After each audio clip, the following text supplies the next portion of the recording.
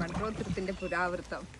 നമ്മളിവിടെ നിന്ന് വ്ലോഗ് ചെയ്ത് മൺട്രോത്തുരുത്തിലും മൺട്രോ സാഹിബിന്റെ കാര്യമൊക്കെ പറഞ്ഞുകൊണ്ടിരുന്നപ്പോൾ ചാരിത്രമാണെങ്കിൽ എനിക്ക് മൺട്രോത്തുരുത്തിന്റെ മൊത്തമായിട്ടുള്ള ഹിസ്റ്ററി പറയുന്ന ഒരു ബുക്ക് കൊണ്ടുവന്ന് തന്നേക്കുക കേട്ടോ.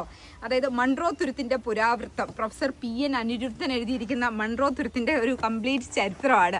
അപ്പം ഞാനിതൊക്കെ ഏതായാലും ഞാൻ ബുക്ക് അത്യാവശ്യം വായിക്കുന്ന കൂട്ടത്തിലാണ്. അതുകൊണ്ട് തന്നെ എനിക്ക് ഒരു ബുക്ക് കിട്ടുമ്പോൾ ഭയങ്കര സന്തോഷമാണ്. ശരിക്കും പണ്ടൊക്കെ ഒത്തിരി വായിച്ചുകൊണ്ടിരുന്നതാണ്. ഇപ്പം വായന ഇച്ചിരി കുറഞ്ഞു മൊബൈൽ വന്നേ പിന്നെ. അപ്പം അതൊക്കെ വീണ്ടും ഒന്ന് പൊടി തട്ടി എടുക്കാനുള്ള സമയത്തിലാണെന്ന് തോന്നുന്നു ചേട്ടൻ എനിക്കായിട്ട് കൃത്യമായിട്ട് ഈ ബുക്ക് കൊണ്ടുവന്ന് തന്നിരിക്കുന്നത്. ഏതായാലും മൺട്രോത്തുരുത്തിൻ്റെ ഭയങ്കര മനോഹരമായിട്ടുള്ളൊരു ബുക്ക്.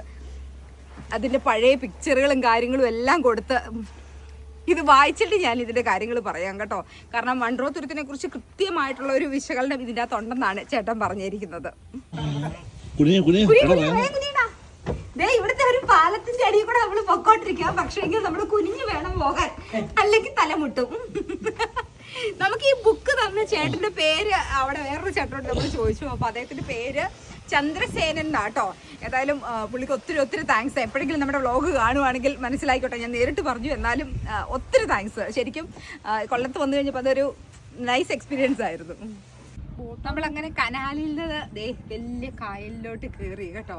ഇതൊരു വിശാലമായിട്ടുള്ള ലോകം എന്നൊക്കെ പറയാവുന്ന സംഭവമാണ്. അങ്ങോട്ട് നോക്കി കഴിഞ്ഞിട്ടുണ്ടെങ്കിൽ എല്ലാ സ്ഥലത്തും ബോട്ടുകൾ തന്നെ പൊക്കോണ്ടിരിക്കുവാണ്. എല്ലായിടത്തും ബോട്ടുകൾ തന്നെ പൊക്കോണ്ടിരിക്കുവാണ്. അതുപോലെ തന്നെ നമുക്ക് എല്ലാ സ്ഥലത്തും കണ്ടൽ കാടുകളാട്ടോ. ചുറ്റോട് ചുറ്റും നമുക്ക് കാണാൻ പറ്റുന്നത് കണ്ടൽ കാടുകളാണ്. എല്ലായിടത്തും കണ്ടൽ കാടുകൾ കാണാം. ഒരുപാട് ബോട്ടുകൾ കാണാൻ പറ്റും. നല്ല രസമുണ്ട്. മൺട്രോത്തുരുത്ത് കറങ്ങാൻ വരുന്ന ആളുകളുടെ ഒരു എണ്ണമാട്ടോ ഈ കണ്ടോണ്ടിരിക്കുന്നത്. ഒരു കുറേ പിന്നെ പല അവിടെ കാണുന്ന ആ ഒരു കണ്ടൽക്കാടുണ്ട്. അത് നമ്മൾ പല പിക്ചറുകളിലും അങ്ങനെയൊക്കെ നമ്മൾ ഒത്തിരി കണ്ടിട്ടുള്ള ഒരു സംഭവമാണ്.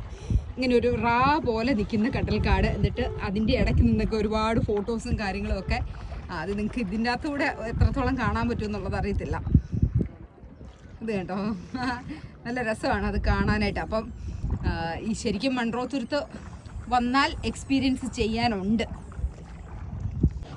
ഇത് കണ്ടോ, ഇവിടെ വന്നു കഴിച്ചിട്ടുണ്ടെങ്കിൽ ഇവിടെ കുറേ ചായക്കടകൾ, ടീ സ്റ്റോളുകൾ, അങ്ങനെയുള്ള കുറേ കടകളുണ്ട് കേട്ടോ. അവിടെ ഭയങ്കര തിരക്കാണ്.